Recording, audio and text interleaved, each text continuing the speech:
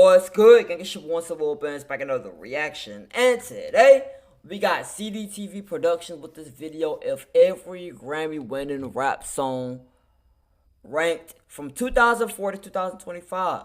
I'm curious to see where he's gonna rank them. I just stumbled upon this channel. You know what I'm saying? It's a couple other videos I see on this channel I definitely gotta check out as well. But I seen this first, and I know for a fact we gotta check this out. We gotta check this out. The only thing is, it's 40 minutes long. 40 minutes. Anyways, let's just get to it. Let's check this song. Let's check this video out. While I'm saying song, let's check this video out. Ladies and gentlemen, welcome to the CDTV Grammys Award Rankings. That's legally distinct enough, right? Today, in the first ever show of its kind, me, your host, CDTV Productions, will be ranking all Grammy Award winning rap songs from best to worst, all 22 of them. And maybe there will even be a couple unexpected treats and performances along the way. Now, right before we do jump into it, I wanted to give a shout out to the sponsor of this show for helping to make it possible. This is sponsor. Let me go ahead and skip a little bit, y'all. Let me go ahead and skip a little bit. That's the... We'll watch the intro. We'll watch the intro for him. Oh, intro part 2. Today's show. And with that being said, let's get started with our winner of the worst rap song to win a Grammy Award. The winner of the worst award. Coming in at number 22, we have Drake with Hotline Bling. Wow.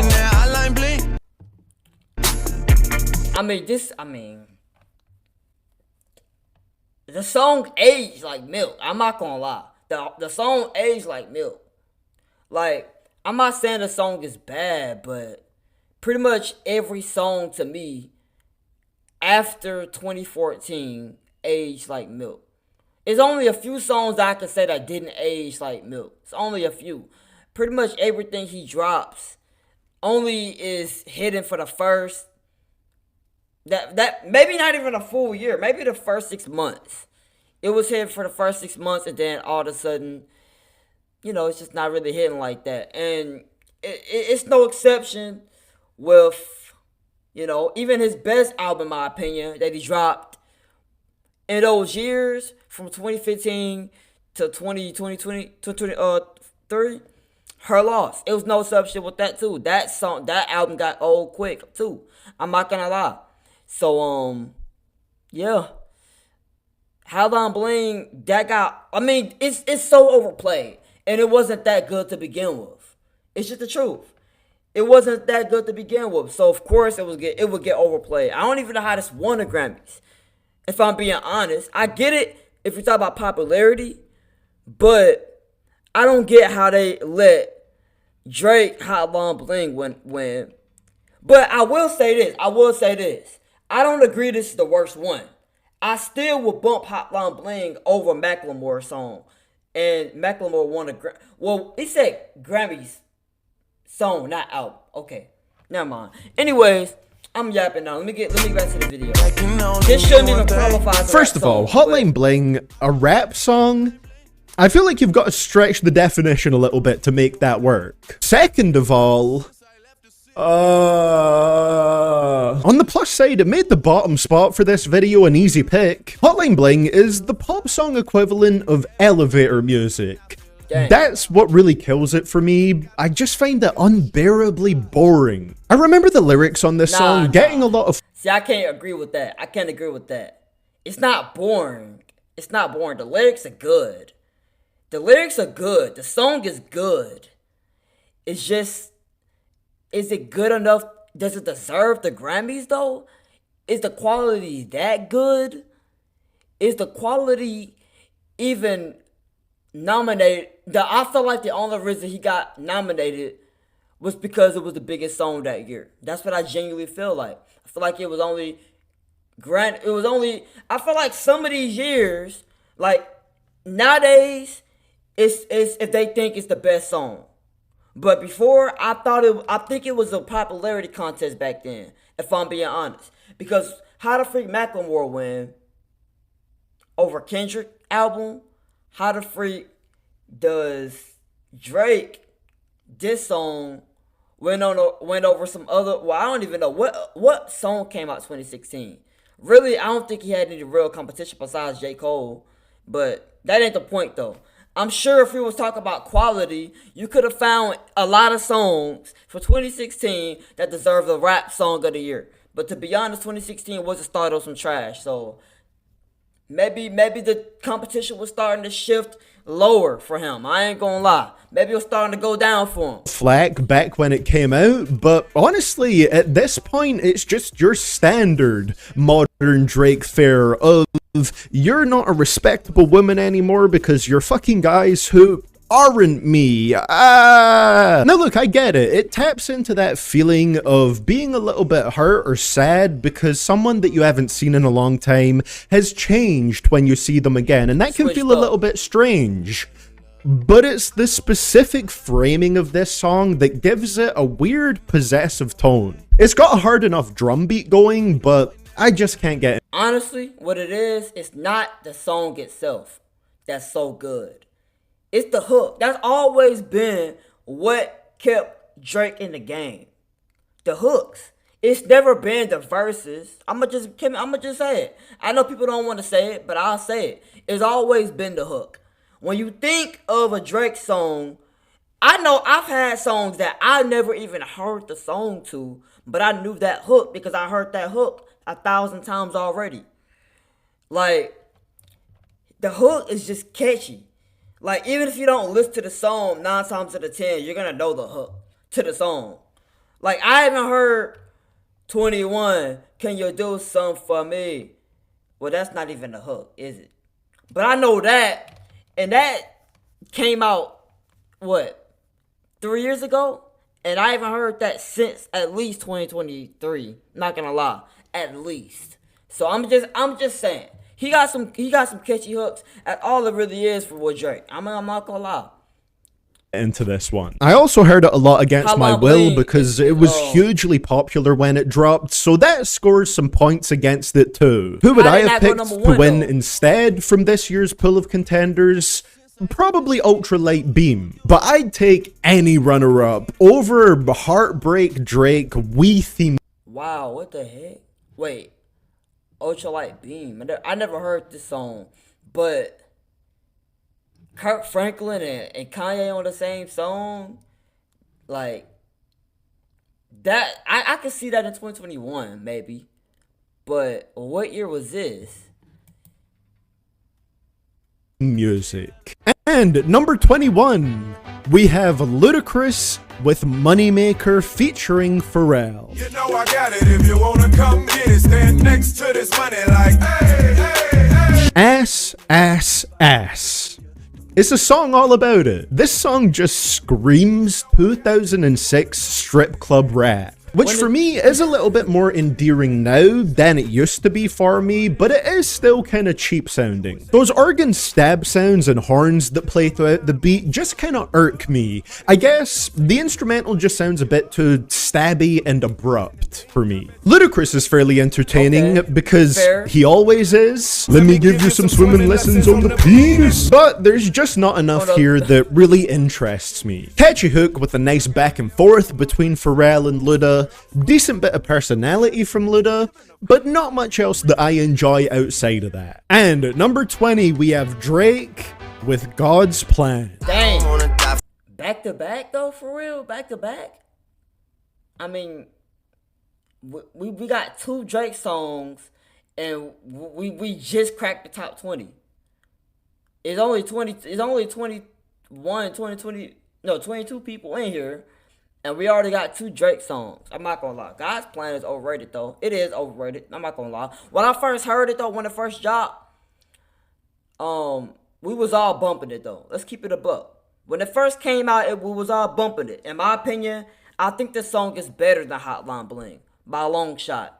It's better, but it's still overrated. I'm not gonna lie. It's overrated though. I'm not gonna cap. It is. For them to miss me. I see the things that they wishing on me. Look, I know what you're thinking.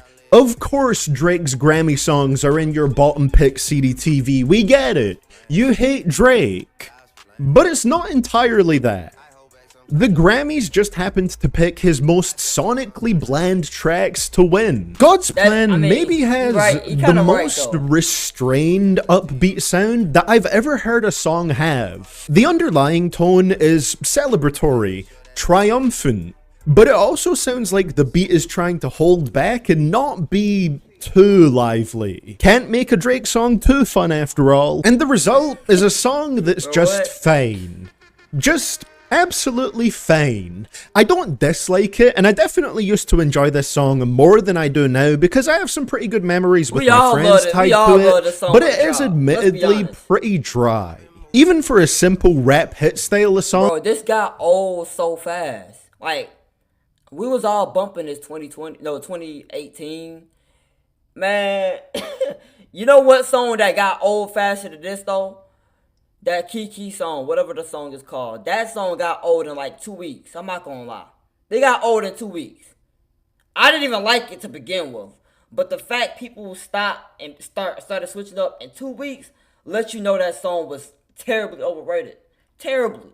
But God's Plan, it was at least, it was a cool track. It was a cool track. It won the Grammy. I'm trying to think. What some songs that dropped 2018?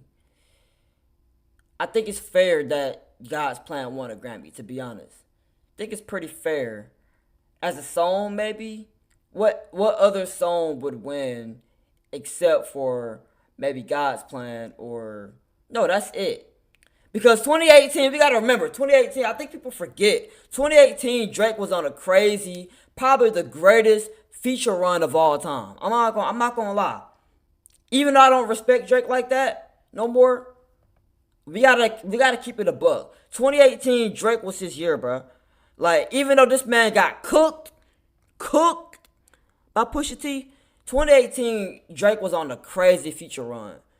He made one of the biggest songs with Meek Mill. He made Meek Mill's biggest hit that same year. He made a feature with Sicko Mode that went #1. He had a song with Block Boy JB, got 1 billion streams. Got a song with Lil Baby at 1 billion streams. At the time, Lil Baby biggest song at the time. That's kind of crazy, bro. Doing all this in 1 year. That's not even counting all the other features he had. Those are just a sample of his biggest. I'm not gonna lie, bro. He was going crazy 2018. He was. So I feel like he had to win a Grammy some way, somehow. Some of the lyrics here are so empty. I hold back, sometimes I won't. I feel good, sometimes I don't. Yeah. Insightful. At number 19, we have Megan Thee Stallion with Savage Remix featuring... See, I can't agree with that. I can't agree with that now. See, this is example right here. I'm putting on God's Plan or Hotline Bling before I'm putting on Savage from Megan Thee Stallion. I'm not gonna lie. I'm putting it faster. How the freak did this even win a Grammy? When this come out? 2020? How did this even win a Grammy? How? Like, I'm assuming that since Roddy Ricch, The Box came out in 2019 December, I'm assuming since they do it like the next year, I'm assuming that it would be competing against that, right? And Rockstar, right? How the freak does the baby Rockstar and The Box, for example, lose to this? How? Now, Drake, whatever he had going on in 2020, trash. I'm not gonna lie, it was trash. But The Box, you trying to convince me that Savage Remix was better than The Box. The Savage Remix better came out late 2020. Because if it came out early 2020, around the same time Rockstar and The Box, that's already a crime within itself. That's already a crime within itself. I'm not gonna lie. But anyways, bro, that song Savage, definitely the worst one so far. So far, definitely the worst one. Worse than Drake's song. Beyond Beyonce. I'm a boss, I'm a leader. I pull up in my two-seater and my mama was a savage. Nigga got this shit from Tina. This isn't something that always bothers me in music, but I feel like the sheer level to which the original Savage track felt like TikTok bait just put me off of it quite a lot. And on top of that, I've never really liked the beat at all. The main instrument it revolves around, it just feels like it's unpleasantly And mind you, y'all, I think this is one of her best songs too. Mind you, it's not like I'm just hating on Megan Thee Stallion. Mind you, I think this is genuinely one of her best songs. That means the rest of her catalog is just boo-boo. I'm not gonna lie. Not poo-poo, doo-doo.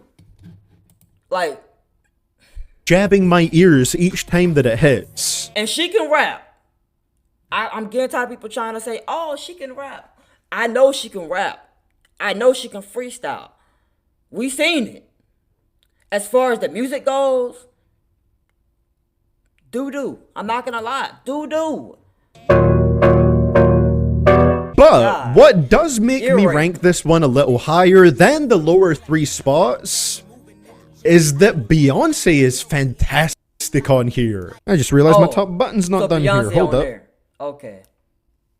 Okay, none of you saw that. It was always like this. Please. I'm trying to get them to have me come back for a presenting job again. If this was the original version of Savage, it might just be my least favorite Grammy-winning rap song. Okay. But with Beyonce on this see, I don't think I heard the remix. I ain't hear with Beyonce. So maybe Beyonce carried. Maybe Beyonce carried. Maybe she carried. Maybe she did. Remix, I feel like she really added a melodic element to it that the track needed to counter the somewhat blunt, repetitive beat. And I appreciate that she didn't phone it in with a quick, solitary verse. Her presence is all throughout the song, and it's definitely elevated because of it. Don't get me wrong, Megan is fine on the track, but Beyonce brings it up a notch. At our number 18 spot, we have Lil Wayne with Lollipop featuring Static Major. It's kind of low. Now honestly, I generally kind of like this song. It's pretty iconic, and it's cool to hear Wayne work with that I'm hoping that he got some good picks above this, because this is kind of a low bar for a Lollipop. I'm not going to lie, for Lil Wayne. It's kind of a low bar, so I'm expecting some really good songs better than Lollipop. Arpeggiated synth production. But why on God's green earth is it 5 minutes long? When I say I like it, I mean that I like it for about 3 to 3.5 minutes, and then I start thinking to myself, hold on, how far actually am I into this track? Is it almost done? It's not really an attention span thing because I love me a good 5 minute plus long track, but I'm generally not the biggest fan of it when it's for a more pop oriented radio hit. But as a whole, the song does sound very. But the reason why it doesn't matter to me is because I'm a Ray Schumer fan. I love Ray Schumer. A lot of their songs are long to begin with, so it don't really matter to me. You know what I'm saying? Like I listen to party songs that are long too. You know what I mean? Like I don't just listen to songs that is just 2 minutes long, 3 minutes long all the time. I listen to songs that's 5 minutes long. I do. You know what I'm saying? Power God, for example, that song is an example for a song that's like 5 minutes, 30-some seconds long, bro. I bump that a lot. I'm not gonna count. I do. But to be fair, there is like 3 people on that song. It's Gucci Mane. They all got their own verse. No, I'm tripping. I said Power Glide, not Black Beatles. They got Juicy J. They got somebody else that they got Sway Lee and Slim Jimmy. They all got their own verse. So I guess that's fair. So, you know, I guess.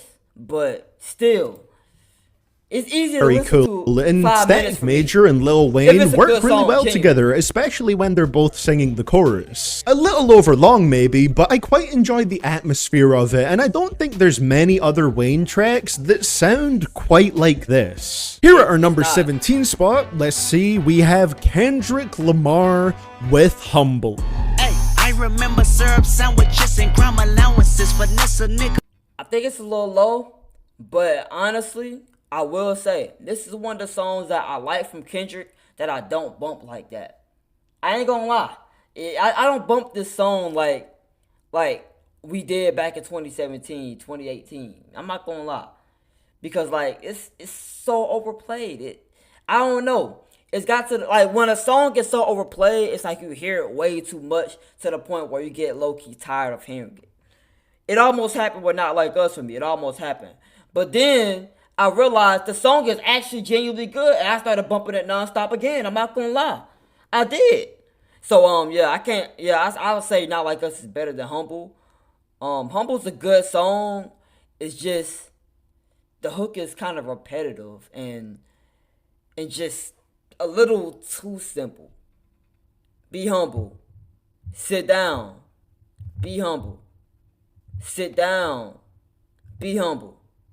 Sit down. Be humble. Sit down. You see what I'm saying? But the song itself has a great message. I'm not gonna lie. I love the song itself.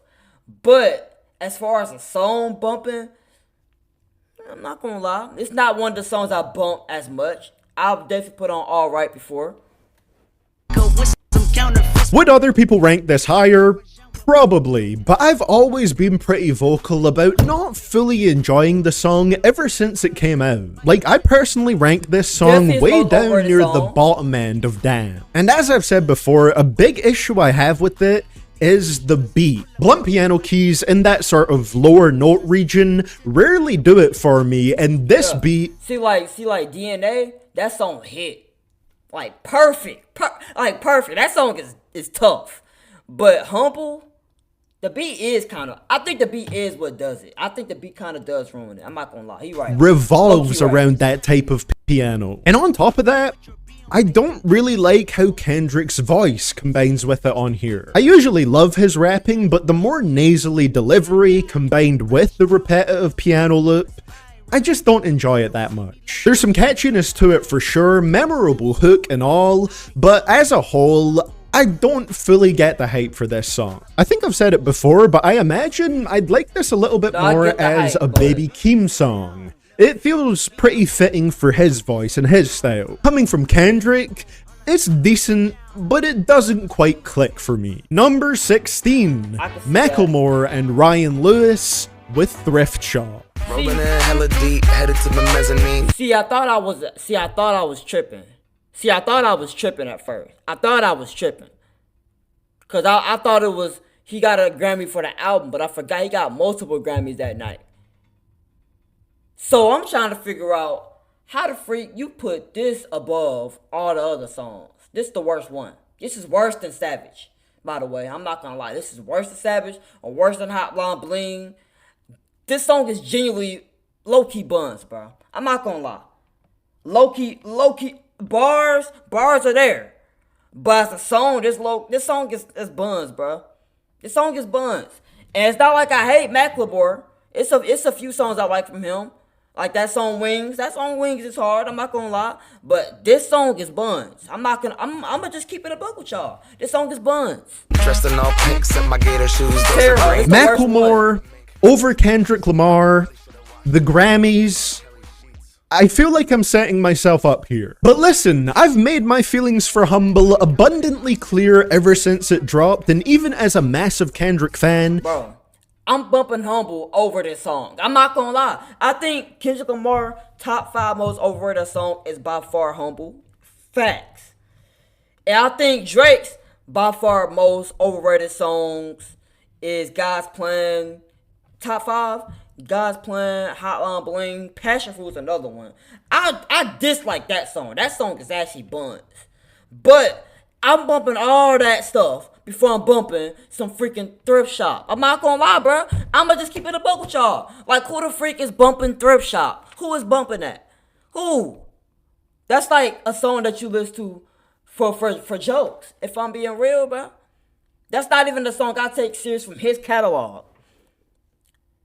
Let alone get a whole Grammy for it. I appreciate the creativity for the music video. If you want music video award, I get that. But the song? What? No. I don't get that. I don't get that part. That's what I just don't love it. Conversely, Thrift Shop is a very fun Macklemore track. You can see how these two things would compare in a ranking if those are my thoughts on each one. Sure, the hook here is as 2012 as it could possibly be, but why? No, I'm not gonna lie, the hook is the best part of the track. What is he talking about? The hook is the best part of the track. The whole track is just buns, bro. It's just buns. It's the best. Like, Wands really carried this song when you really look back on this. I'm gonna pop some tags. Only got $12 in my pocket. That song is actually buns, but Wands actually carried that. Without this part, I would genuinely probably never even remember the song. I'm not gonna lie. Like, the hook is actually the best part of this. The only other bar from this song I remember was him talking about pissing on, talk about getting some used sheets that smell like R. Kelly's pee, bro. That's the only other line that's memorable, and that's terrible. Who goes and talks about I'm gonna get some sheets because it's on sale that smell like R. Kelly's pee? You have to be that descriptive. Like, you could, like, I get you said homeless pee or something like that, you know, but R. Kelly's pee, you knew what you was doing with that. You knew what you were doing with that. And I can't cap. R. Kelly's a monster. He's disgusting. But that's just weird. And this song is just trash. I'm not gonna lie, it is.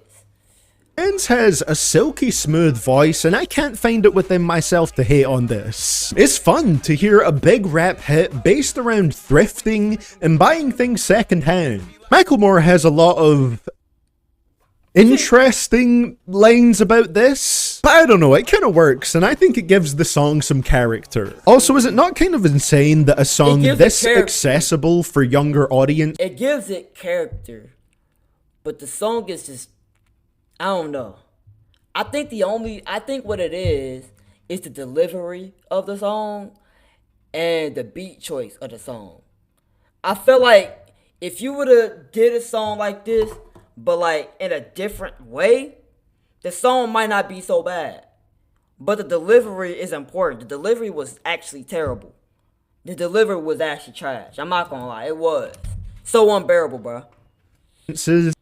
Has an R. Kelly piss joke in there. That's low-key, very dark humor from Macklemore, knowing the context of that joke. Also, sampling Clay Davis from The Wire during the track, big W. Of course, I haven't mentioned it yet, but Ryan Lewis provided an infectious beat for this one as well. Some will find it annoying, but everything about this track is just relatively pure, innocent fun. R. Kelly sex crime jokes notwithstanding. Now, ladies and gentlemen, before we move on, we'd like to use this first interlude of this show here today to pay tribute. The freak.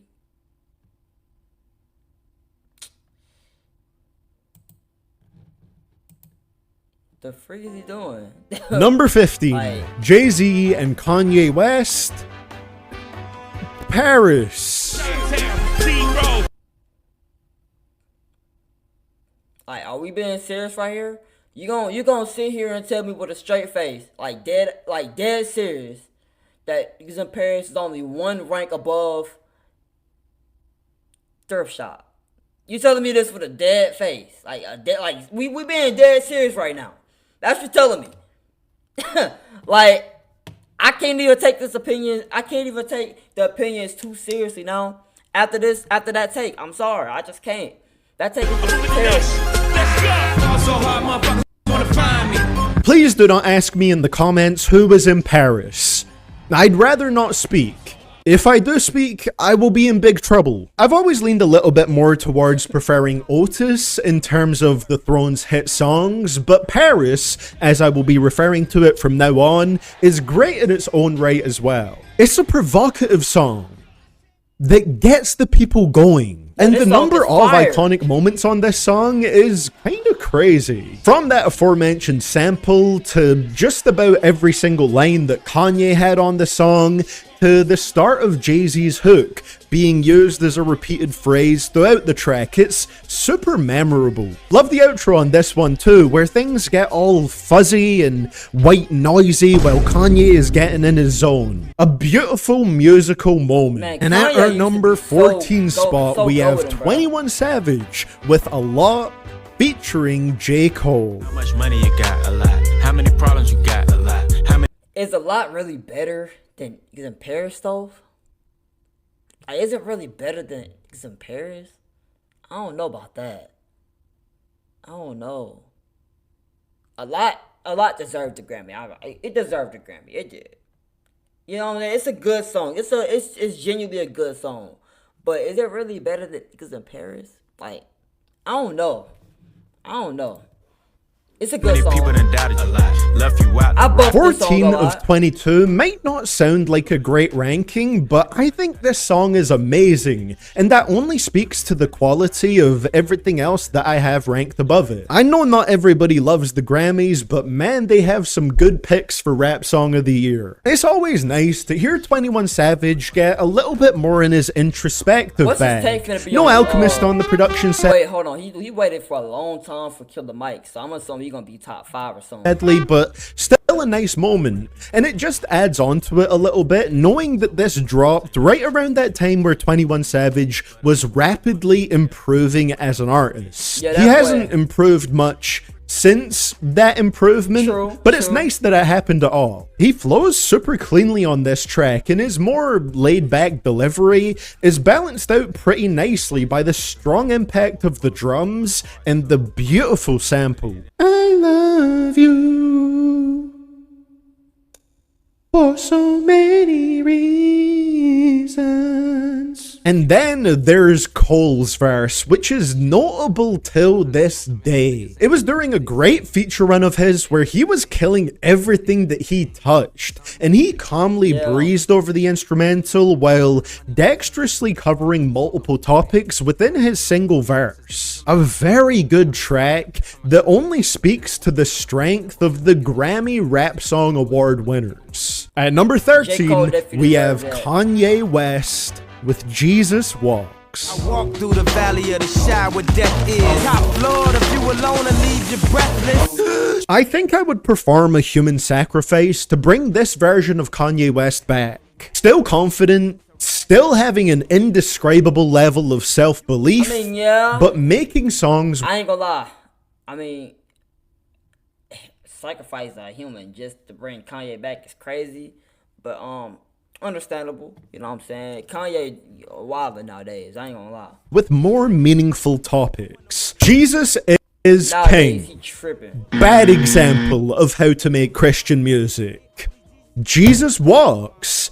Great example of how to make Christian music. Just because the music is about God and Jesus doesn't mean that it needs to be sonically bland, and this song gets that right. The beat is full of life, constantly marching forward with a well-utilized choir sample and auto-crooning backing like this vocals. take. It's a good Kanye is energetic and fired up, and while pretty much everything points to Rhymefest as being the one who mostly wrote this track, Kanye is a great vocal vessel for that writing. The second verse in particular really stands out. A lot of nice bars in there. As a non-religious person, it's still great music, and Kanye makes you feel like the message of the track is important, no matter what. Coming in at number 12, we have Kanye West with Good Life Kanye again. featuring T-Pain. We always do it this time. I go for mine.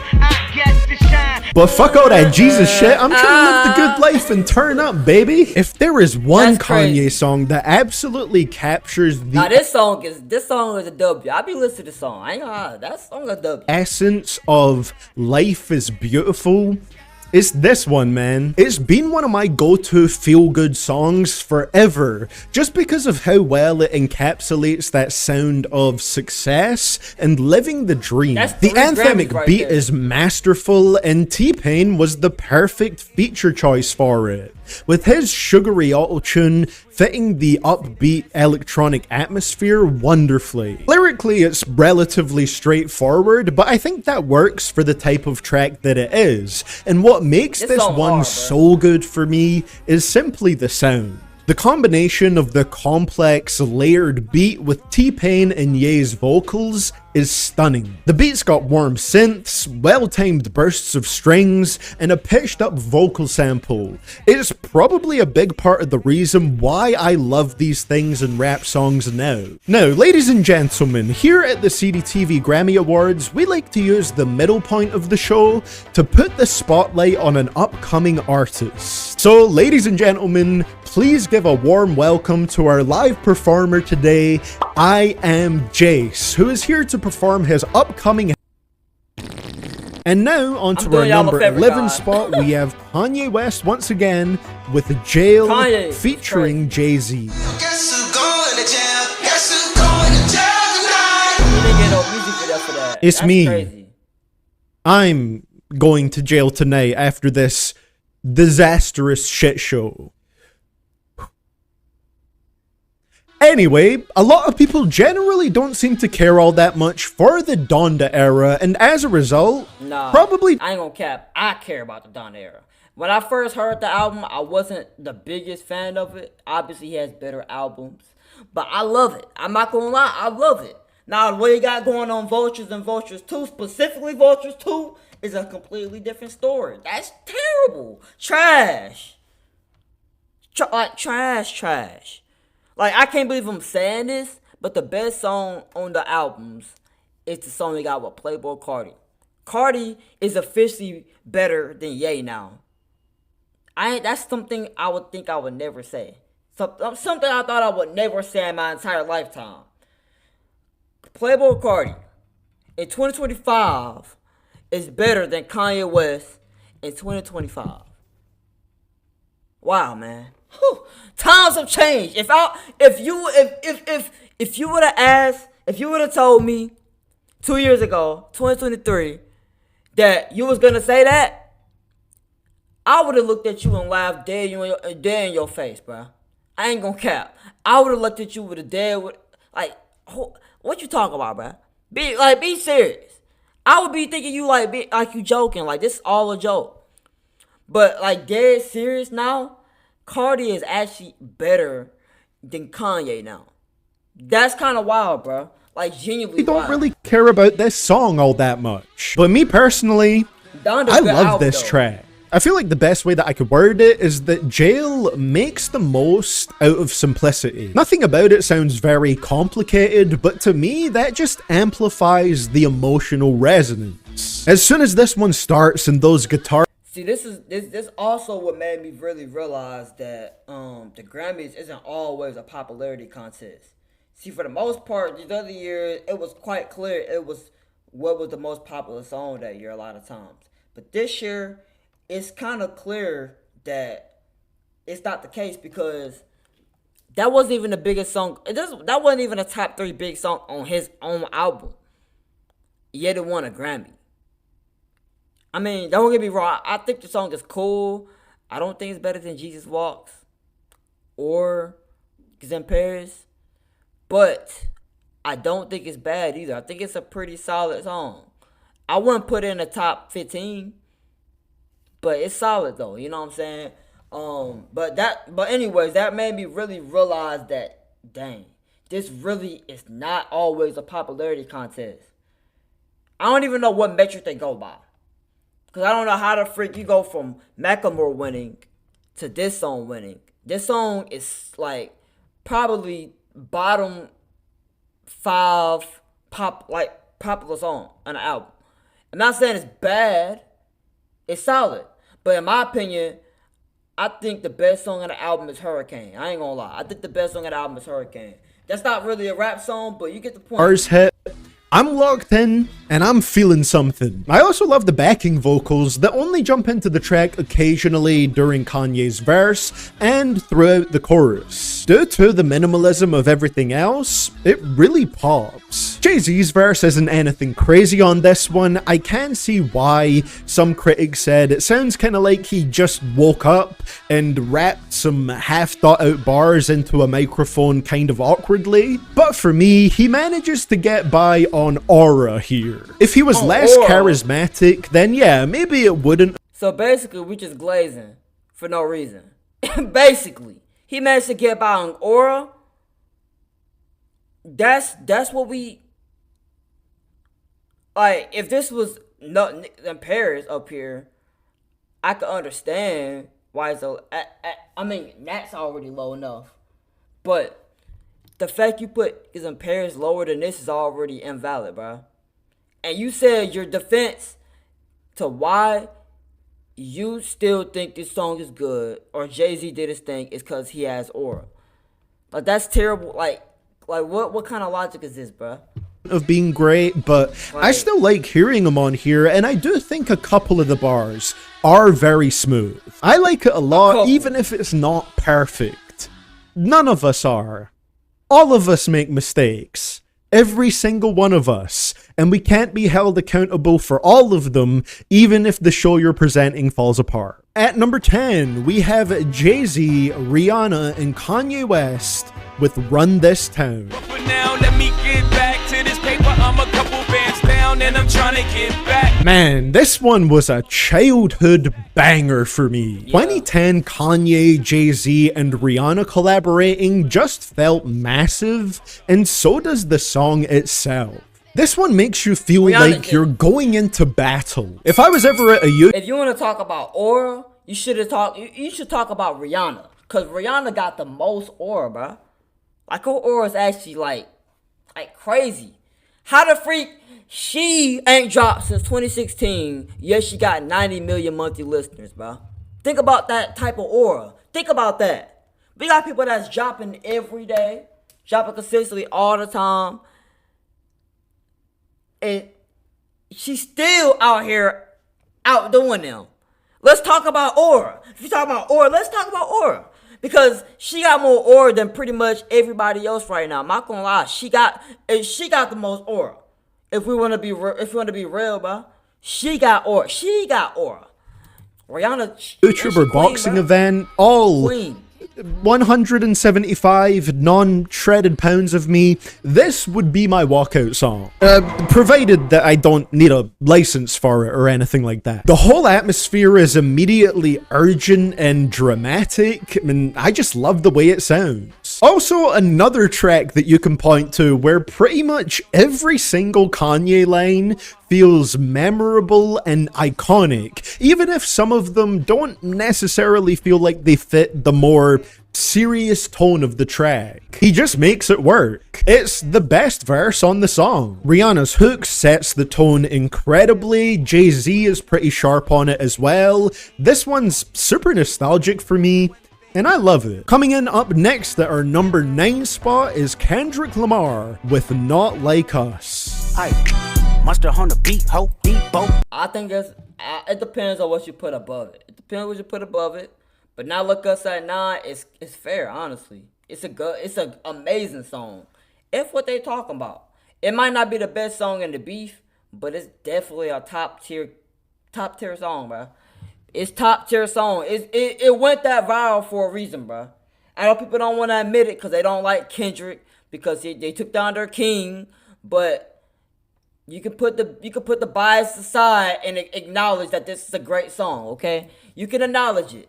Any rap nigga, he a free throw man down. Hey, mustard on my meat, ho. This song made Grammy Rap Song Award history by being the first diss track to win the award. A crazy feat by itself, but on top of that, this song is just genuinely really good. For some, it might be overplayed or have ran its course. Man, I ain't gonna lie, this is overplayed, but Not Like Us for the first time was a song that was so overplayed, but it didn't get old.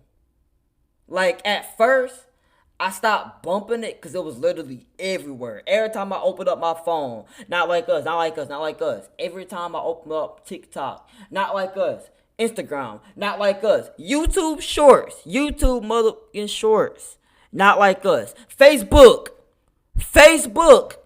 not like us. Bruh, everybody was talking about this song. And people really still think, like, we had babies dance to this song. We had grandmas literally singing this song, bruh. And we're really trying to convince ourselves that these are bots. No.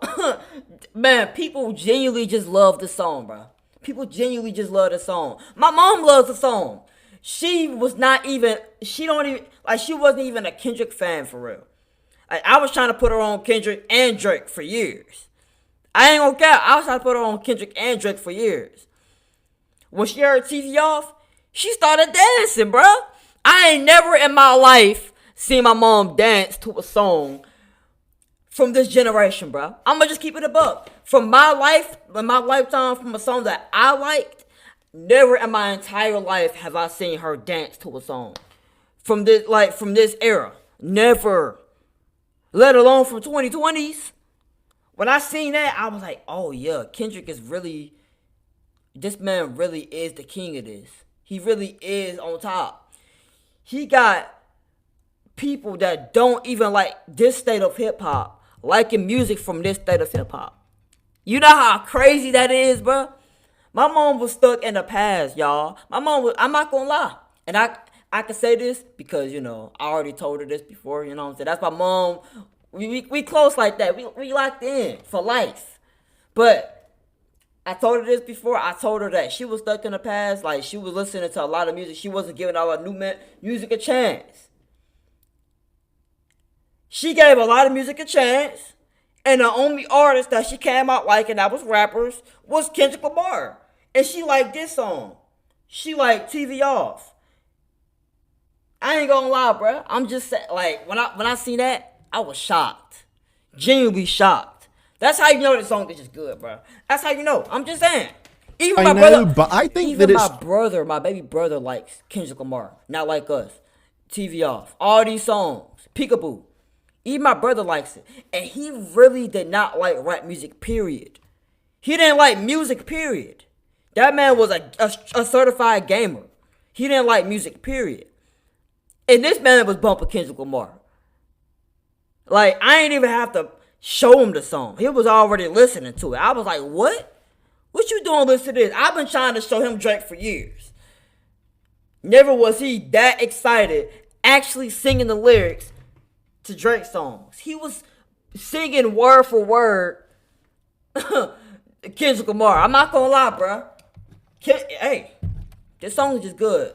Genuinely one of the most fun Kendrick Lamar songs to listen to. That mustard beat does not leave your head after the first time that you hear it, and Kendrick weaves in and out of it expertly. All the disses are pulled off very nicely, and whether or not you agree with the message or the overall idea of the last verse, it's extremely well constructed. The writing there is really solid, and I think a lot of people kind of misinterpret what Kendrick was saying with the whole Drake-Atlanta relationship. He never said at any point in the song that Atlanta artists don't want to work with Drake. That was never the point he was making. Now, as with every... Yeah, he basically saying that you run to Atlanta where you need a few dollars. You're not a colleague, you a fucking colonizer. Basically what he's saying is, not that Atlanta don't want to work with him, because obviously you have an opportunity to work with Drake. You're going to want to work with Drake every time. Let's keep it a buck. What he's saying is, when Drake needs some help, staying relevant, needs a hit, he goes to Atlanta artists, up and coming, and already popping artists. He goes to them and help keep his career up. Keep boosting his career up. And when it start falling off, he disappeared. I'm not gonna lie, he does this every time though. He kinda do. Like he made songs with Sexy Red already, 2023. And she just blew up. Like, how am I not supposed to believe this? I'm assuming he tried to collab with Ice Spice. I'm assuming he tried to. You know what I'm saying? Man, I'm gonna just be real. Like, when I saw he made the song 5 Year Foreign in 2020, I was like, man, What is he doing making drill music? New York drill, UK drill sounds. I'm not gonna lie, bro. He low-key is using them. But you know what? It's okay. It's alright because his music was good. That's not my problem with him. You know, I have other issues with him. You know what I'm saying? It's not the music. Music was good. Every song in this ranking, personal experience factors into it a lot because it's my personal ranking. And this track was definitely enhanced by the fact that reacting to the Kendrick and Drake disses as they were dropping is one of my absolute favorite moments of my entire career on YouTube. Like, it was so fun, man. That was special.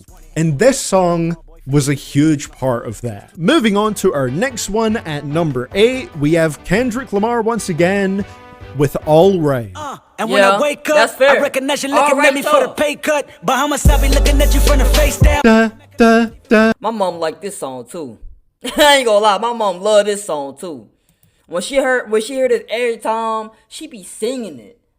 Like, I'm genuinely thinking, like, it's beautiful. My mom actually giving rap a chance now.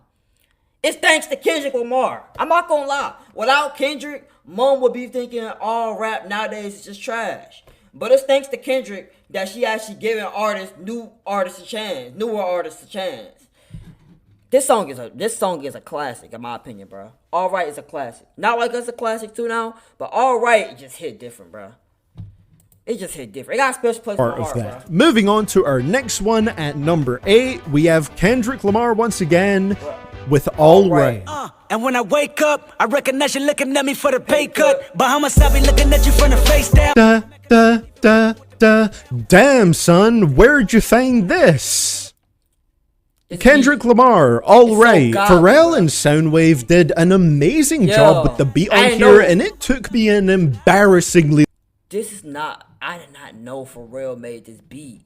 This man Pharrell really a legend for real. Long time to find out that it was actually Pharrell doing the hook on this song as well. I don't know why, my brain just never registered that voice on the hook as Pharrell. Kendrick's rapping is insanely passionate on this song, which makes a lot of sense given the subject matter. And the second verse is a very important and pivotal one. On to Pimp a Butterfly, introducing the quite literally satanic character of Lucy, with a nice callback to the intro song on the album, Wesley's Theory. It's a testament to the sheer craft of To Pimp a Butterfly that this song works extremely well taken as a single outside of the album, but within it, even more connections and layers are revealed, just making the whole thing even more impressive. Great stuff! And on to our next one, number 7, Killer Mike, with scientists and engineers featuring Future, Andre 3000, and Aaron Allen Kane. Music, computers, and robbers, and looters with shooters, and shooters with brokers. This is a crazy feature list, man. Putting Andre 3000 and Future together again on a track in 2023 is insane. And it's a beautiful rapping showcase from everyone. You could tell Killer Mike knew that the competition was heavy on this track because he absolutely murdered his verse with that non-stop flow. 3 Stacks was a highlight, like he is on basically everything that I've heard him featured on, and the unique way in which he connects his words and phrases things is kind of remarkable. Operator. Me personally, I like All Right better, but this song is tough. I will say. They went crazy on this thing. I ain't gonna lie. I would pray that you connect me to a sip of sangria, Zambia, camera, cameo, hand me a handful of hips is such an interesting way to say, I want to drink and connect with people. Future fits the song extremely well. Aaron Allen Kane's vocals are breathtaking, and every turn that the instrumental takes just makes sense. I'm sure others might rank this lower, but this song is just absolutely mesmerizing to me. Up next at number 6 is Kendrick Lamar with I. And I love myself. The world is a ghetto, big guns and dickies. I love myself. More Kendrick. Why yes, He does have So we can clearly see he don't like Kendrick, but he loves Kendrick, but he doesn't like Drake. Clearly, you know what I'm saying? Now, what I'm gonna say to that though, to be fair in his defense, those songs from Drake that won the Grammys was kind of buns. I'm like low key buns, well not buns, but overrated. You know what I'm saying? So them being low, understandable, but I just wouldn't put him in last place. I won't put him in last place. I'll put him maybe third to last and fifth to last. You know what I'm saying? Like top 5. have songs other than A Minor and Mustard. Doesn't this song just make you feel great though? I is, put simply, a self-acceptance anthem, and it is fucking fantastic. While this isn't the version of the song that's on To Pimp a Butterfly, you could see how it would slot into the album really well, with its mixing of deep personal exploration with social and political themes. It all culminates in an amazing final verse after the beat switches up, and it's just yet another piece of evidence that Kendrick Lamar is truly one of the best at relaying emotion and feelings through music. The beat is just so full of life with those Isley Brothers samples, and my god, do those guitars during the hook just make me smile no matter what, man. Music is a lovely thing. Also, I have a very specific memory of hearing this song when I was in a car with my friend when I was younger, and at the time, for whatever reason, I didn't like the song. I don't know what I was on, but when I expressed out loud that I didn't, because like in a car setting, not all Kendrick songs are gonna hit. Like you have songs that Kendrick got that's made for like he does, like he makes, so you can bump in a car. But then he has songs where he's more so making you think. And in the car, 9 times out of 10, the last thing you're trying to do is think. You're trying to listen to the songs that you like, that you already know you like. If you already know you like the song, then that's okay to bump in the car by yourself. But to bump that in the car with somebody else and they don't know the song, it's kind of like setting them up. Like, because like they might like the song itself, but they probably just wouldn't like it in that moment because they're more so looking for a particular vibe, and that song not gonna provide that vibe. You know what I'm saying? I don't know. That's like going to a mosh pit, for example, and choosing to bump. Let me think. Like choosing to bump Stan over bumping, Chief Keef. Hate Being Sober. You know, that's just an example right there. Obviously, Stan is a better song, but we all finna bump Hate Being Sober every time over that song in a car or in a mosh pit or at a, you know what I'm saying, at a party. Let's keep it a buck with y'all. Let's keep it a buck. Didn't like it. My friend's brother, who picked the song to play, said to me, "Yeah, that's because you don't love yourself, fat ass." That's funny. Never forgot that one. He's a lovely guy now, though. It just back then he said that unprompted, and I was like, "What the fuck, tough. man?" Moving into the top 5 now. At our number 5 spot, we have Jay-Z and Alicia Keys with Empire State of Mind. This low-key might be the best song on his list. Honestly, it might just be. This song is freaking classic, crazy classic. It's thanks to Alicia Keys though, but it's a classic. This is the definition of an anthem right here. Everything about it feels grand and big, like the state that it is representing, New York. And we've got to start by talking about that all-timer of a chorus by Alicia Keys. Yes, if you haven't listened to this song in a while, play it right now, and the strength of her vocals. Every time I hear this song, just think about this song. Every time I hear this and her singing, I get goosebumps.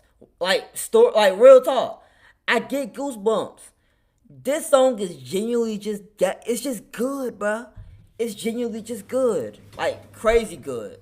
Will just sweep you away instantly. It combines so amazingly with the strong piano chords. Now, I've always thought Jay-Z has had a little bit of a strange delivery on this song where he sounds like deep voiced nasally, at the end of each line. I don't even know if I could replicate it, but it's like that, you know, rest in peace, Bob Marley. 3 dice CeeLo, 3 card Marley, Labor Day parade, rest in peace, Bob Marley. I don't know if he always sounds like that on Blueprint 3, but once you start noticing it, you can't stop. It's not a bad thing though. He still has 3 great verses on this track that are perfect for what it is, with the third one probably being the most interesting, taking a slightly darker turn. Some people might say that it doesn't fit the song, but I don't know, I quite like it. It's just there to show like not everything is great here. I don't care if it was dark or not. This song is still good. This song is still a classic. Some people still get caught up in some stuff and the life just isn't for them in this city. And even if you're not from New York, I feel like listening to this song just makes you feel invincible for a moment. It perfectly represents the phrase like the main character larger for a than couple life. seconds. I went to Buffalo, New York last year for a short trip, and as soon as I got to the hotel, this was the first song that I listened to, and it was a wonderful experience, man. Then I went out for dinner and found out that it was really true that America does not play about portion sizes. 10 out of 10. Would recommend. Up next, number 4, Kendrick Lamar with The Heart Part 5. New GoFundMe accounts to proceed, a brand new victim, a shatter those dreams, the culture. This top 4 is so damn hard to rank, man. Each contender here is one of the best songs from each respective artist. I don't know. Me personally, I think Empire State of Mind and All Right is slightly better than this song. But I do like this song too. This song is still great too. It has a great message. I really love this. But I don't know. I think I might like the other 2 more. Not gonna lie. I found myself listening to those 2 more. Discographies, but my ranking is where I'm standing on them right now. And this song, this is easily my favorite track from Kendrick's The Heart series. The passion and emotion that flows through every part of this song is just incredible. Every verse on the song is outstanding, but for me personally, my favorite is probably the second one. The first one sets everything up perfectly. I think the second one and the 6th one is the best. I like both. Well, the 6th one, it's cool, but it kind of got like the flow that he had from Watch the Party Die. He had that similar flow vibe on that. But the second one, yeah, he did go crazy on the second one. Y'all know we checked out The Heart. Last one has that emotional gut punch of largely being from Nipsey Hussle's perspective, but I don't know, that second one just has some of my favorite bars, and I feel like the structure of it is fantastic. It's a song that is absolutely enhanced by watching the music video along with it, which adds some extra context to some of the bars, but it 100% works without it as well. It's yet another song that shows Kendrick's talent for delivering messages through hip-hop in heartfelt, detailed, and layered ways. I also somehow haven't mentioned the beat yet, but it's incredible. Beach Noise is not a name that I've heard a lot in hip-hop production, but they absolutely killed it on here. On to the big top 3 now. At our number 3 spot is Eminem with Lose Yourself. His palms are sweaty, knees weak, arms are heavy. There's vomit on his sweater already. Mom's spaghetti, he's nervous. For me, this song ticks so many boxes and is one of the absolute greatest tracks from... I think, honestly, this might be one of the greatest hip-hop songs of all time, honestly.